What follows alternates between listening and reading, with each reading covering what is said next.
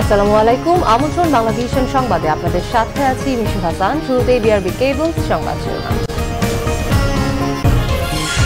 কঠোর নিরাপত্তায় চলছে ৫৪তম বিশ্ব ইজতেমা। আল্লাহু আকবার ধ্বনিতে মুখর টঙ্গীর তুরাক্তি জুমার নামাজের লাখো মুসল্লির অংশগ্রহণ। দুর্নীতিতে চ্যাম্পিয়নদের নির্বাচনে বয়কট করেছে বাংলাদেশ জনগণ, বলেছেন প্রধানমন্ত্রী। জার্মান প্রবাসীদের সংবর্ধনা। রাজধানী সোহরাওয়ার্দী হাসপাতালে আবারও চিকিৎসা সেবা শুরু, বন্ধ আছে গাইনি ও শিশু ওয়ার্ড। রোগীদের পছন্দের স্থানে চিকিৎসা নিশ্চিতের আশ্বাস স্বাস্থ্যমন্ত্রীর। ঠাকুরগাঁয়ের বহরমপুরে সংঘর্ষের ঘটনায় ২৫৩ গ্রামবাসীকে আসামি করে বিজিবির ২টি মামলা দায়ের। নিহত ২ ব্যক্তির নামও আছে এক মামলায়। দেখছিলেন বিআরবি কেবলস সংবাদ শিরোনাম।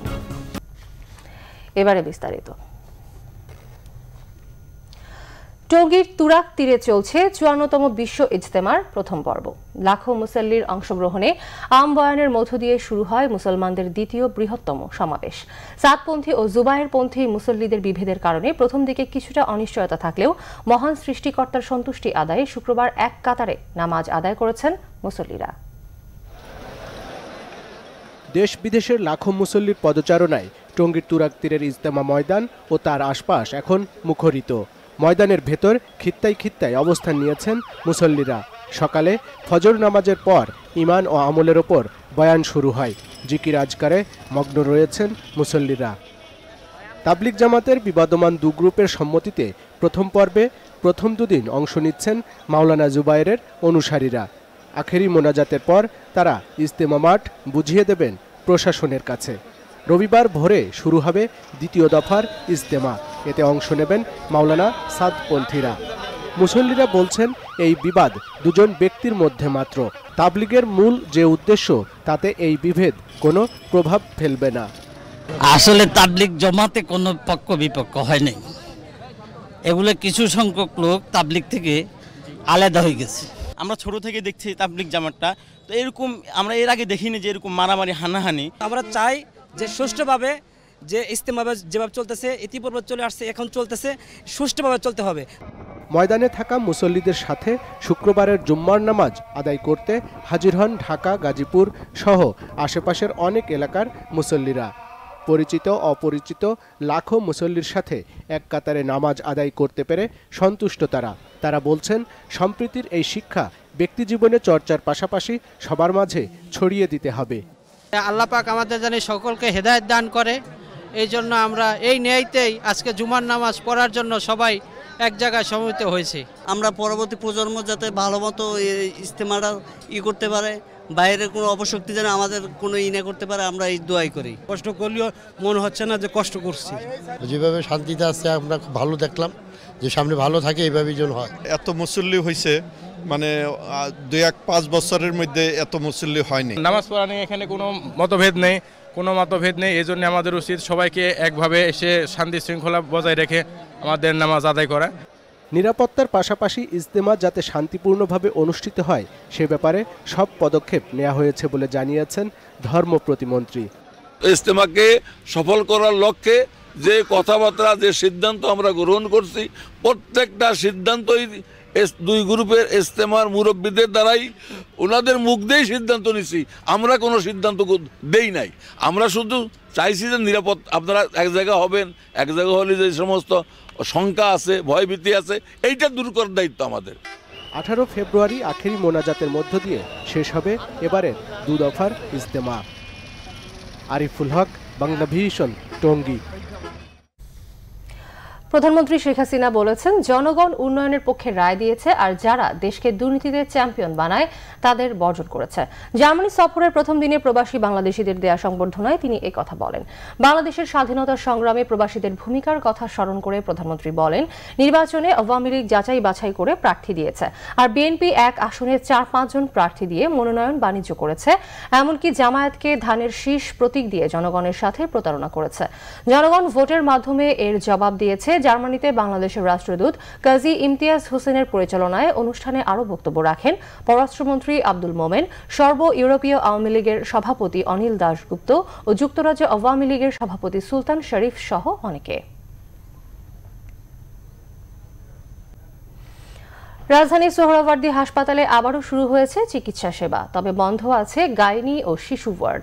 আগুন লাগার পর যারা হাসপাতাল ছেড়েছেন তাদের কেউ কেউ ফিরে আসতে শুরু করেছেন। রোগীদের সেবা নিশ্চিতে হাসপাতালের বেশিরভাগ ওয়ার্ড চালু করা হয়েছে। এক ব্রিফিংয়ে স্বাস্থ্যমন্ত্রী জাহিদ মালিক জানিয়েছেন, রোগীদের হাসপাতালে ফিরিয়ে আনার বিষয়টি নির্ভর করছে তাদের বর্তমান অবস্থা ও ইচ্ছের ওপর।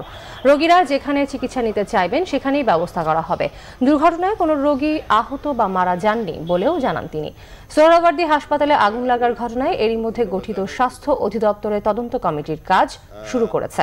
3 দিনের মধ্যেই তদন্ত রিপোর্ট প্রকাশের কথা জানানো হয় ব্রিফিংয়ে। ঠাকুরগাঁও হরিপুরের বহরমপুরে সংঘর্ষের ঘটনায় 253 জন গ্রামবাসীকে আসামি করে 2টি মামলা করেছে বিজিবি। এর মধ্যে একটিতে নিহত 2 ব্যক্তির নামও রয়েছে। বৃহস্পতিবার রাতে বহরমপুর গ্রামবাসীর বিরুদ্ধে মামলা দুটি করেন বিজিবির নায়েব সুবেদার জহুরুল ইসলাম। হরিপুর থানার ওসি আমিরুজ্জামান জানান, মামলায় গরু পাচার ও ছিনতাইয়ের অভিযোগে বিজিবির গুলিতে নিহত শিক্ষক নবাব আলী ও সাদিকুল ইসলামের নাম রয়েছে।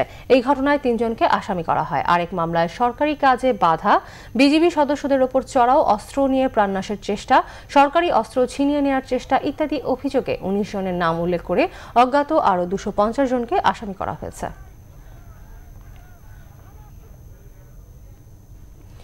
হঠাৎ করে গরু মহিষ চুরি বেড়েছে পাবনায়। প্রায় প্রতি রাতেই বিভিন্ন গ্রামে হানা দিচ্ছে সংঘবদ্ধ চোরের দল। এতে আতঙ্কে চাষি ও খামারিরা। চোরের হাত থেকে গরু রক্ষায় কোনো কোনো গ্রামে লাঠি বাঁশি নিয়ে রাত জেগে পাহারা দিচ্ছেন স্থানীয়রা। আখিনুর ইসলাম রেমনের রিপোর্টে দেখুন বিস্তারিত। পাবনার চাটমোহর উপজেলার হরিপুর গ্রাম, যে গ্রামে প্রায়ই হানা দেয় সংঘবদ্ধ চোরের দল, চুরি করে গরু মহিষ। আরও কয়েকটি গ্রামেই এ অবস্থা। গত 1 মাসে জেলার 9টি উপজেলা থেকে চুরি হয়েছে শতাধিক গরু ও মহিষ। চোর রুখতে লাঠি বাঁশি নিয়ে মাঠে নেমেছে গ্রামবাসী। আমাদের এলাকাতে গরু চোরের উৎপাত শুরু হয়েছে, তা আমরা সবাই মিলে ইউনিয়ন পরিষদের মাধ্যমে প্রত্যেক ওয়ার্ডে ওয়ার্ডে গরু চোরের ধরার জন্য পাহারা দিচ্ছি। আমরা 30-35 জন এই গ্রামে একটা করেছি, প্রতি রাতে ভাগ করে করে পাহারা দিচ্ছি পুরা গ্রাম। 2-1টা করে গরু হারায় গেলে আমরা হয়তো সমস্যায় পড়ে যাব, ঋণগ্রস্ত হয়ে যাব। এই কারণে আমরা সবাই পাহারা দিই। 3 জন করে গ্রাম পুলিশ একটা করে পয়েন্টে রাখবে, আর হলো গ্রামের লোক মেম্বার সাহেব সহ আমরা একটা চেকপোস্টের ব্যবস্থা করেছি। আমাদের ইউনিয়নবাসীকে সচেতন করার জন্য আমরা বিভিন্নভাবে প্রচার প্রচারণা চালিয়েছি। সংঘবদ্ধ চোরদের হাত থেকে গরু মহিষ রক্ষায় গ্রামবাসীর সাথে কাজ করছে পুলিশও। কয়েক জায়গায় চুরি হয়েছে, আশেপাশেও হয়েছে। মেইন রোডের থেকে যে সমস্ত কানেক্টিং রোড আছে, ওই কানেক্টিং রোডে মেইন রোডের মুখে আমরা একটা ইউনিয়নে 4-5টা করে একটা পয়েন্ট আছে। ওই পয়েন্টগুলোতে আমরা আমাদের গ্রাম পুলিশের সহায়তায় স্থানীয় মেম্বার কিছু লিস্টেড লোক আমরা লিস্ট করেছি, যারা পর্যায়ক্রমে প্রতিদিন ডিউটি করবে। সেটা হলো 12টার পরের থেকে 5টা পর্যন্ত। হয়তো এত কিছুর পরও দুমছে না চোরেরা। এদের দমাতে আইন শৃঙ্খলা বাহিনীর আরও ভূমিকা চাই স্থানীয়রা। Bangla vision news desk. সংসদ নির্বাচন নিয়ে বিএনপির মামলাকে সম্পূর্ণ ভিত্তিহীন বলেছেন আইনমন্ত্রী অ্যাডভোকেট আনিসুল হক। সকালে ব্রাহ্মণবাড়িয়ার আখাউড়া রেল স্টেশনে সাংবাদিকদের এক প্রশ্নের জবাবে তিনি একথা বলেন। 30 ডিসেম্বরে নির্বাচন সুষ্ঠু হয়েছে উল্লেখ করে আইনমন্ত্রী বলেন, জনগণ স্বতঃস্ফূর্তভাবে ভোট দিয়ে শেখ হাসিনার নেতৃত্বাধীন আওয়ামী লীগকে আবারও নির্বাচিত করেছে। বিএনপি এই সত্যটা মেনে নিতে হবে। সম্প্রতি বাংলাদেশের গণতন্ত্র নিয়ে হাউস অব কমন্সের যে 6 জন রিপ্রেজেন্টেটিভ যারা চিঠি দিয়েছেন, তাদের বাংলাদেশ সম্বন্ধে আরও তথ্য উপাত্ত সংগ্রহ করে চিঠি লেখা উচিত ছিল বলে মন্তব্য করেন আনিসুল হক। দর্শক, এই পর্যায়ে নিচ্ছি সিবিসি টাইলস সংবাদ বিরতি। সাথেই থাকুন, ফিরে এসে থাকছে। এদেশে আর কোনোদিনই রাজনীতি করতে পারবে না জামায়াত, বলেছেন মাহবুবুল আলম হানিফ।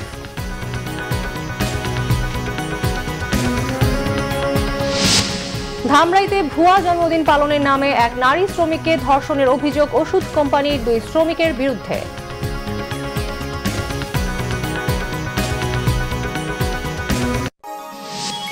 আপনারা দেখছেন বাংলা ভিশন সংবাদ। স্বাগত আরও একবার বাংলা ভিশন সংবাদে। জামায়াত আর কোনোদিনই এদেশে রাজনীতি করতে পারবে না বলেছেন আওয়ামী লীগের যুগ্ম সাধারণ সম্পাদক মাহবুল আলম হানিফ। নাম পরিবর্তন করে নতুন করে রাজনীতিতে আসা প্রসঙ্গে সাংবাদিকদের প্রশ্নের জবাবে তিনি এই মন্তব্য করেন। দুপুরে কুষ্টিয়ার নিজ বাসভবনে দলীয় নেতাকর্মীদের সাথে মতবিনিময়কালে সাংবাদিকদের মাহবুবুল আলম হানিফ বলেন, মুক্তিযুদ্ধের বিপক্ষে অবস্থান নেওয়ায় অনেক আগেই জামায়াতের জাতির কাছে ক্ষমা চাওয়া উচিত ছিল। জামায়াতের আদর্শ নিয়ে বাংলাদেশ আর রাজনীতি করার সুযোগ নেই বলেও জানান তিনি বলেন, মুক্তিযুদ্ধের সময় জিয়াউর রহমান পাকিস্তানের এজেন্ট হিসেবে কাজ করেছেন, এর যথেষ্ট প্রমাণ রয়েছে। রেলমন্ত্রী নুরুল ইসলাম সুজন বলেছেন, আওয়ামী লীগের বিপুল বিজয় যারা মেনে নিতে পারেনি, সুযোগ বুঝে সেই অপশক্তি আহমদিয়া সম্প্রদায়ের ওপর হামলা চালিয়েছে। দুপুরে পঞ্চগড়ে আহমদনগরে আহমদিয়া সম্প্রদায় পরিবারের ক্ষতিগ্রস্ত বাড়িঘর ও ব্যবসা প্রতিষ্ঠান পরিদর্শন শেষে রেলমন্ত্রী একথা বলেন। সরকার এ ধরনের অপকর্ম কোনোভাবে প্রশ্রয় দেয় না জানিয়ে মন্ত্রী বলেন, সরকার বিশ্বাস করে দেশের প্রত্যেক নাগরিক নিজেদের ধর্মীয় স্বাধীনতা ভোগ করবে। তিনি আহমদিয়াদের ওপর হামলাকারীদের খুঁজে বের করে শাস্তির আওতায় আনতে আইনশৃঙ্খলা বাহিনীকে নির্দেশ দেন। একই সঙ্গে আহত ও ক্ষতিগ্রস্তদের চিকিৎসা ব্যয় সহ ক্ষতিপূরণের প্রতিশ্রুতি দেন। এ সময় জেলা প্রশাসক সাবিনা ইয়াসমিন ও পুলিশ সুপার গিয়াসউদ্দিন আহমদ সাথে ছিলেন। ধামরাইতে ভুয়া জন্মদিন পালনের নামে এক নারী শ্রমিককে ধর্ষণের অভিযোগ উঠেছে ওষুধ কোম্পানির 2 শ্রমিকের বিরুদ্ধে। এদিকে লালমনিরহাটে স্কুল ছাত্রী গণধর্ষণের মূল আসামিকে গ্রেফতার করেছে পুলিশ জানায়, বৃহস্পতিবার বিশ্ব ভালোবাসা দিবসের প্রথম প্রহরে ধামরাইয়ের একটি ওষুধ কোম্পানিতে কর্মরত শ্রমিক জসিম উদ্দিনের ছেলের ভুয়া জন্মদিন উপলক্ষে সহকর্মী রহিম মিয়া ও এক নারী শ্রমিককে দাওয়াত দেয়। রাত 9:30টার দিকে রহিম মিয়া ও ওই নারী শ্রমিক উপহার নিয়ে সহকর্মী জসিমের বাড়িতে যায়। জসিম তাদের একটি নির্জন ঘরে বসার ব্যবস্থা করে। এ সময় ভুয়া জন্মদিন বুঝতে পেরে ওই নারী শ্রমিক ঘর থেকে বেরিয়ে যাবার চেষ্টা করলে জসিমের সহায়তায় রহিম মিয়া তাকে ধর্ষণ করে পালিয়ে যায়। ঘটনার পর ধর্ষিত নারী ধামরাই থানায় জসিম ও রহিমের বিরুদ্ধে অভিযোগ করেন।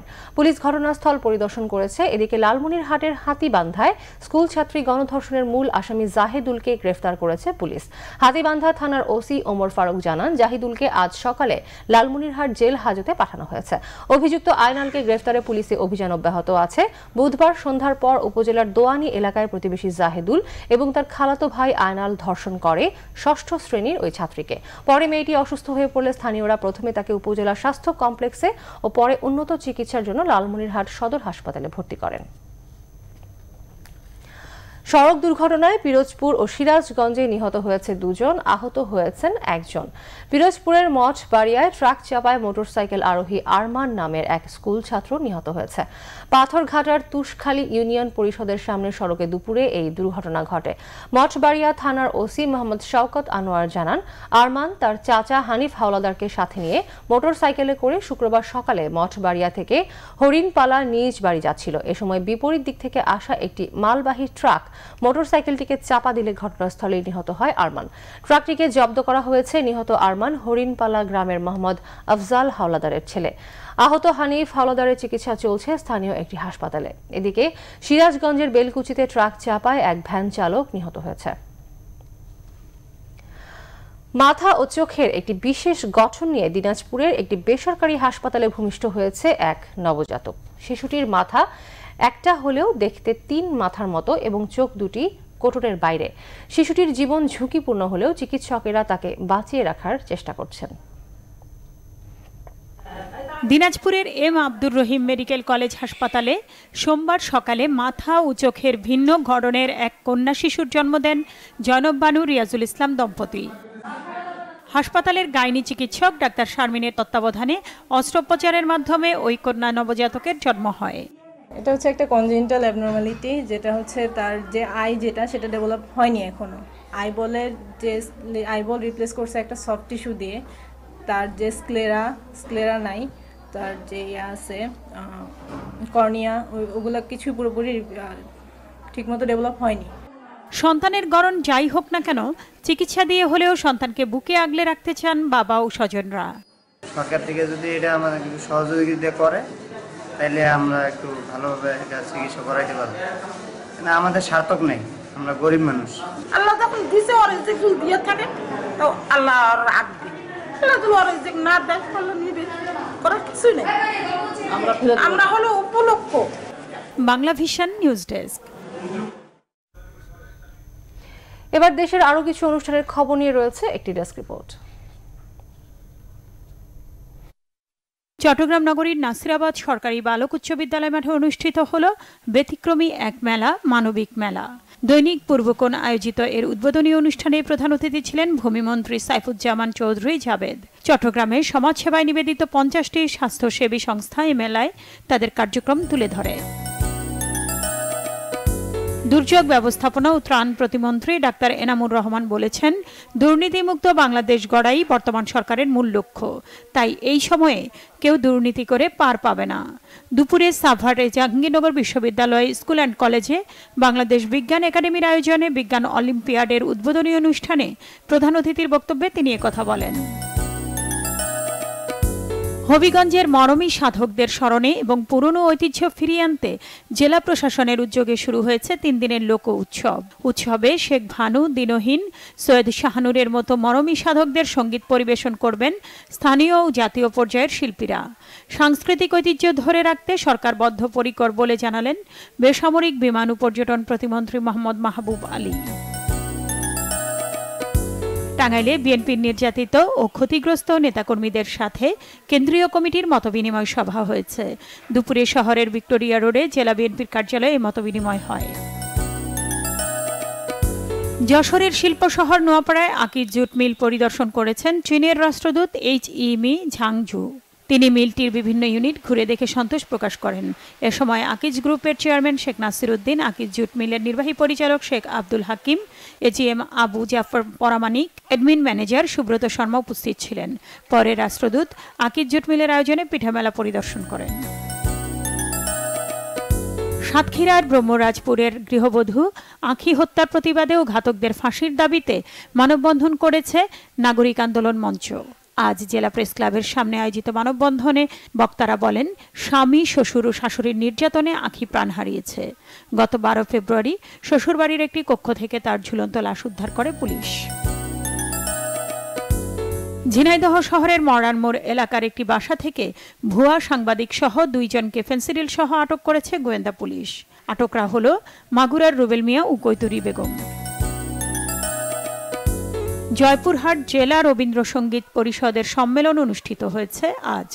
জয়পুরহাট চিনিকল প্রশিক্ষণ কার্যালয়ে সকালে সম্মেলন শুরু হয়। জাতীয় সঙ্গীতের মাধ্যমে সম্মেলনের উদ্বোধন করেন সংগঠনের কেন্দ্রীয় সহসভাপতি মিলন চন্দ্র ভট্টাচার্য। নাসরিন গীতি, বাংলা ভিশন নিউজ ডেস্ক। সংবাদ শেষ করব বিআরবি কেবল শিরোনামগুলো আরেকবার জানিয়ে। কঠোর নিরাপত্তায় চলছে 54তম বিশ্ব ইজতেমা। আল্লাহু আকবার ধ্বনিতে মুখর টঙ্গীর তুরাগতীর জুমার নামাজে লাখো মুসল্লির অংশগ্রহণ। দুর্নীতিতে চ্যাম্পিয়নদের নির্বাচনে বয়কট করেছে বাংলাদেশের জনগণ, বলেছেন প্রধানমন্ত্রী। জার্মান প্রবাসীদের সংবর্ধনা।